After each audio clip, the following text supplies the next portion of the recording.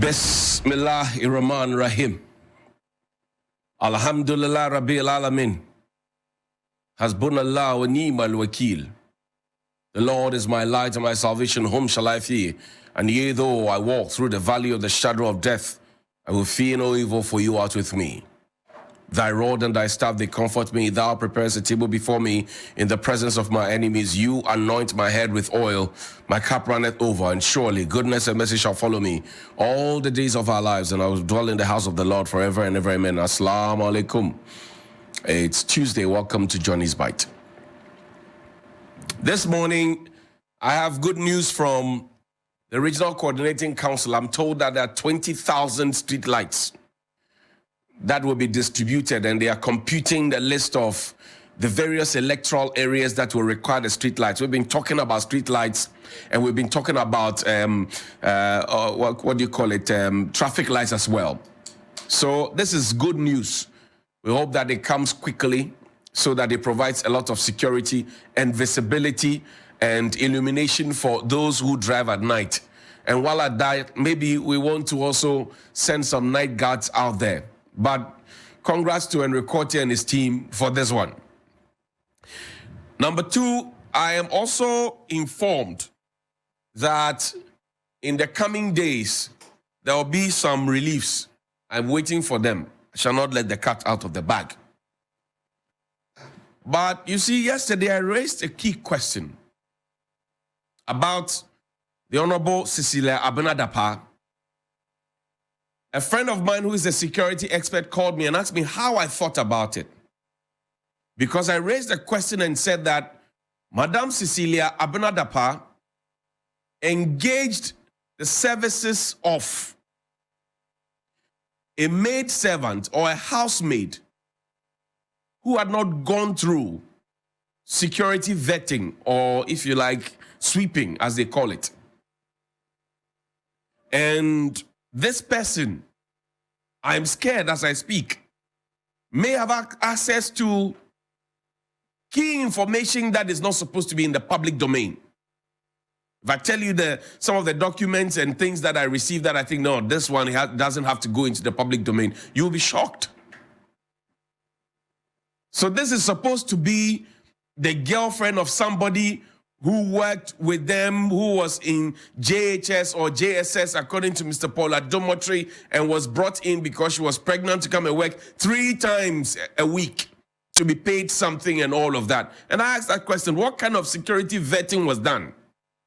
And how many ministers have such a situation where they just employ people, especially cabinet ministers, and no security sweeping is done of them? What if somebody had planned with them to come into your corners so that whatever information that you have could be out there, not just in Ghana, but could be exposed to other countries? I asked that question yesterday. I asked the question as to how, if you are in JHS, then you are a minor. And if you're a minor, the minister who also acted as a gender minister at some point knew that this was a minor. I say if, knew that she was a minor and yet went ahead to engage and didn't, alert the authorities that a minor had been impregnated and all of that, because we've been trying to spend money in this country to fight teenage pregnancy. I'm just asking the questions. And then I also asked the question of morality. That nobody has said that anybody has stolen anything. But the question of morality, should you have kept that much money at home? And Elvis Daku of the Finder newspaper is asking the questions, is it before or after balance? She was asking a certain question on Facebook the other time. I've forgotten the exact question.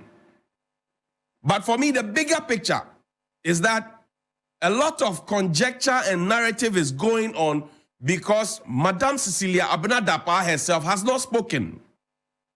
The New Patriotic Party that she belongs to, which forms the government, has not given us an official position.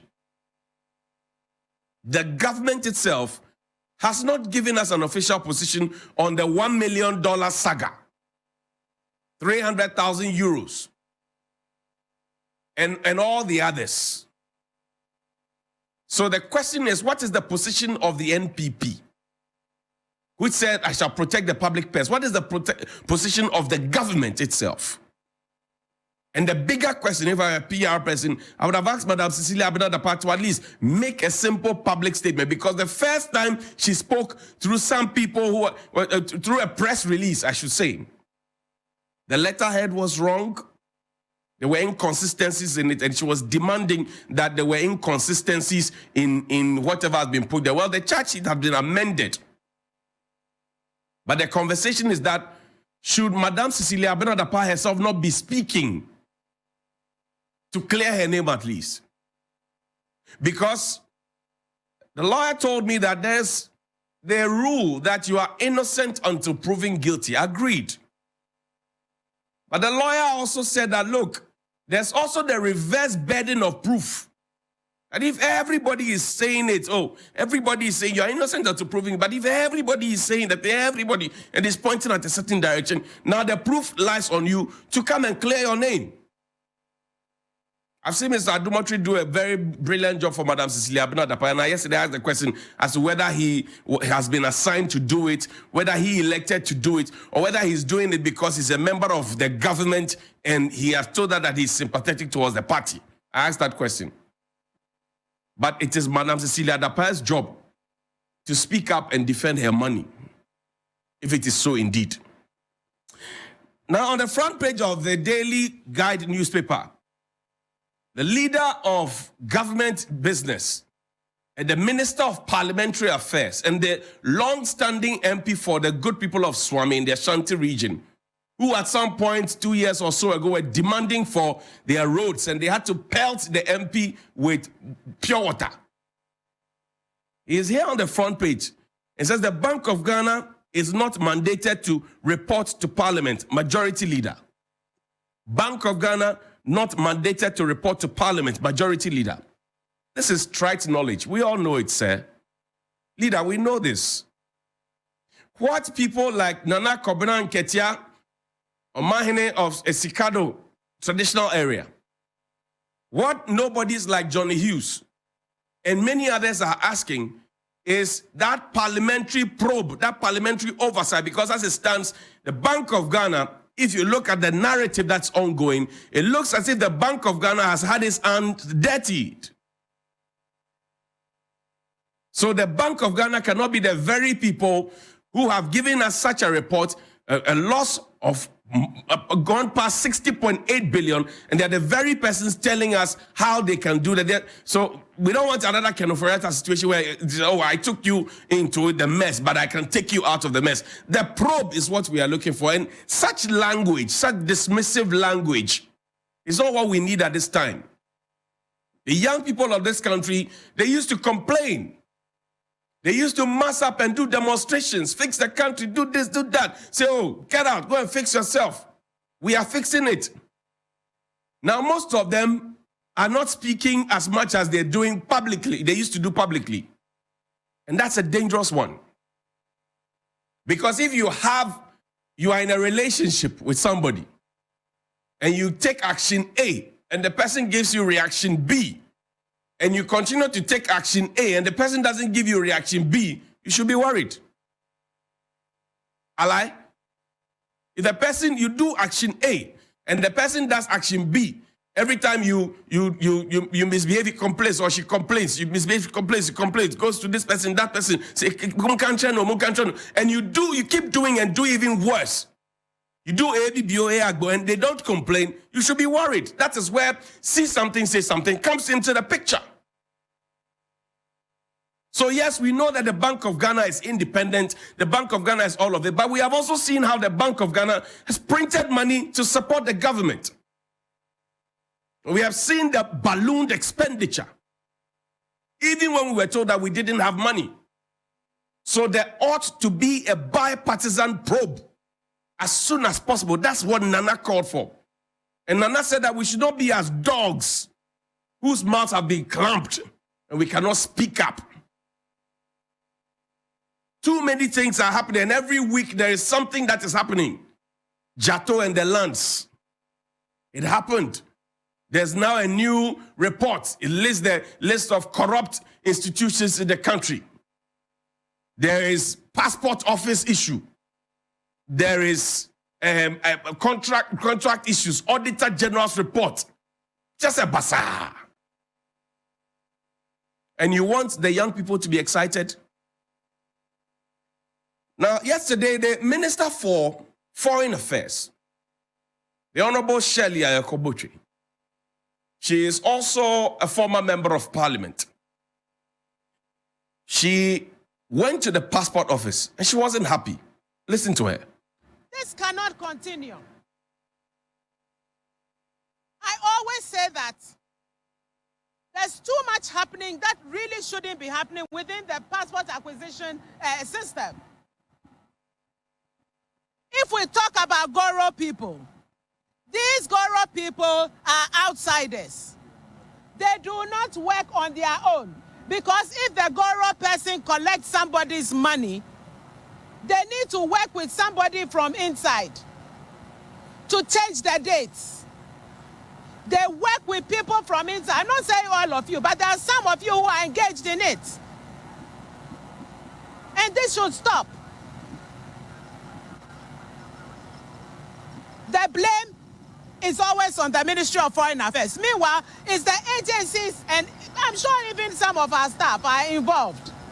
Public servants who are supposed to be giving public service to Ghanaians.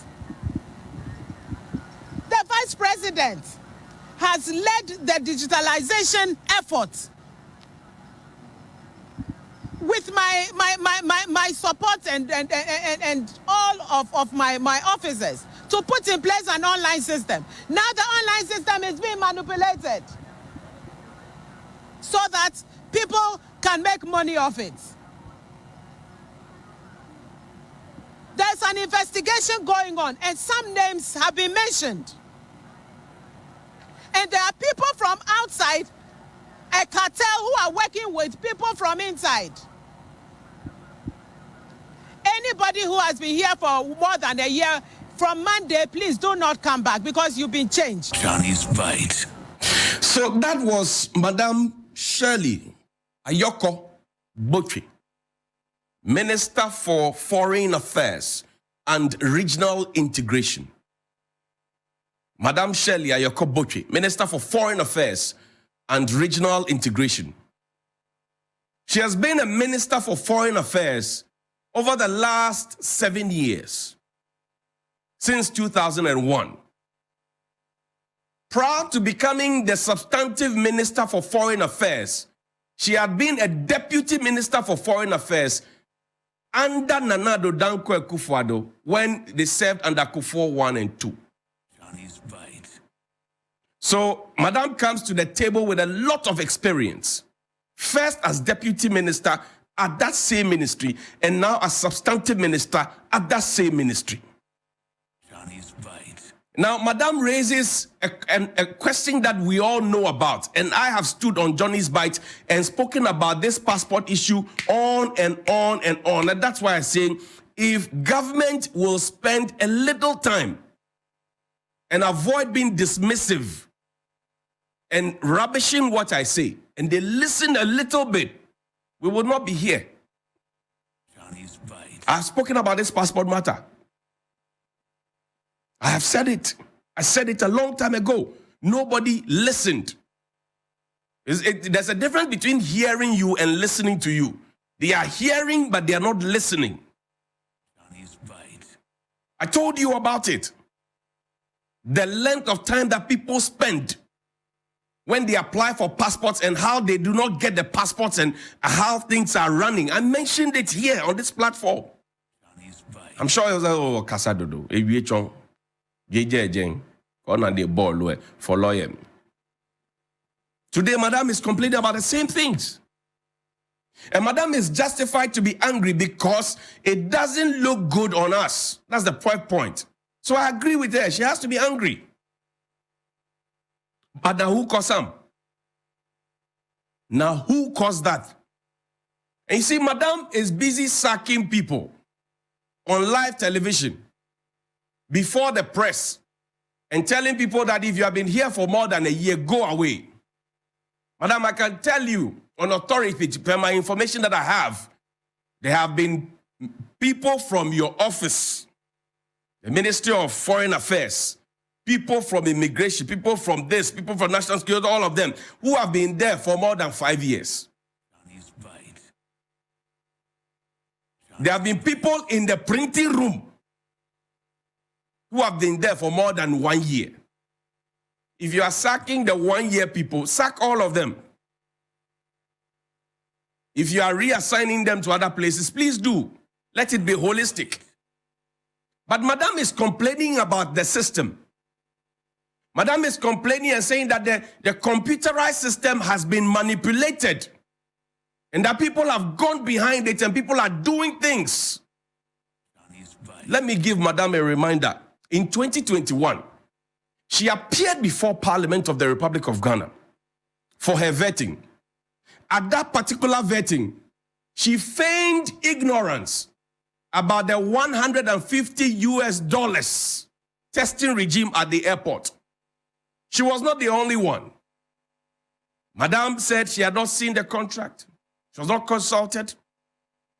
Godfrey Diabu, Attorney General, said he had not seen the contract. He was not consulted.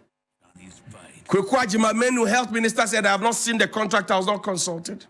Johnny's bite. And then there was also the Defense Minister said I was not seen the contract. I was not consulted. Johnny's bite. So which ghost put the contract together and decided to take it to Asamando? Johnny's bite. Give Madam a reminder for me, please. Now, what would you say are your two key achievements and your two major challenges in the past 4 years? Johnny's bite. Johnny's bite. Johnny's Thank you very much, rise. Honorable Chair. Two major achievements. I can think of many, Johnny's bite. but to do with passports, Johnny's bite. we've been able, since Johnny's I was minister, or since I became minister, or during my tenure as minister, we've been able to, first of all, increase the number of passport application centers that I came to meet, which means that we are bringing passport acquisition close to the applicants. Johnny's bite. We have also, Johnny's in collaboration with a private sector operator, set up three. Chairman, sorry, we are following you through. You've increased it from what number to what number? From We which have- capital in which region in Ghana for our record? Yes, leader. Johnny's We have set up a passport application center in Tema, in Koforidua, in Cape Coast, and in Wa. And we are almost close to completing preparations for the Upper East. We are also, sorry? Yes, we are also going to ensure, if I'm giving the nod, that the 6 new regions have their passport application centers. What we've also done, Honorable Chair, is to make passport application fully online. So far, it is working very well.